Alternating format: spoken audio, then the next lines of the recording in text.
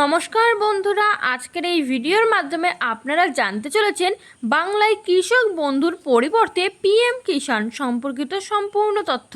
বাংলায় কৃষক বন্ধুর পরিবর্তে পিএম কিষাণ কি সুবিধা হবে জেনে নিন। পশ্চিমবঙ্গে কৃষক বন্ধু প্রকল্প বন্ধ করে সমস্ত যোগ্য কৃষকদের কেন্দ্রের প্রধানমন্ত্রী কিষাণ সম্মান নিধি যোজনার আওতায় আনা হবে। সম্প্রতি এমনটাই জানিয়েছে রাজ্যের বিজেপি সরকার। বৃহস্পতিবার নবান্নে কৃষি মন্ত্রী দুধ কুমার মণ্ডল বলেন, আমি দফতরের আধিকারিকদের কৃষক বন্ধু প্রকল্পের উপভোক্তাদের তালিকা যাচাই করার নির্দেশ দিয়েছি। আশঙ্কা করা হচ্ছে কৃষকদের জন্য চালু হওয়া এই প্রকল্পে অনেক অযোগ্য এবং অস্তিত্বহীন ব্যক্তি সুবিধা পাচ্ছেন। যাচাইয়ের পর সমস্ত যোগ্য উপভোক্তাকে প্রধানমন্ত্রী কিষাণ প্রকল্পের অন্তর্ভুক্ত করা হবে।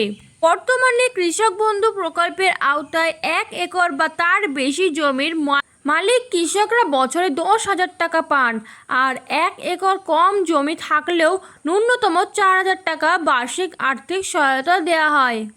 এই প্রকল্প পরিচালনার জন্য রাজ্য সরকারকে বছরে প্রায় 8,000 কোটি টাকা ব্যয় করতে হয়।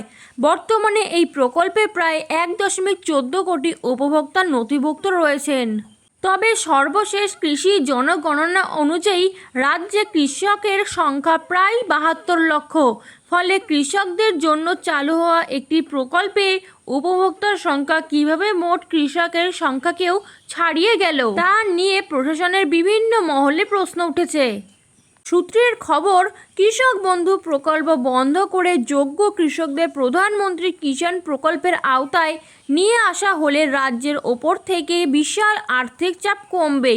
এক প্রশাসনিক সূত্রের কথায়, এই প্রকল্প চালাতে রাজ্যকে বছরে 8,000 কোটিরও বেশি টাকা খরচ করতে হয়।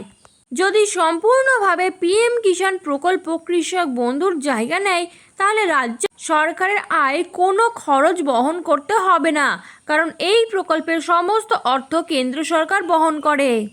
এরকমই নতুন সরকারের নতুন নতুন আপডেট পেতে চ্যানেলটি সাবস্ক্রাইব করে বেল বাটনটি প্রেস করে চ্যানেলটির সাথে যুক্ত থাকুন।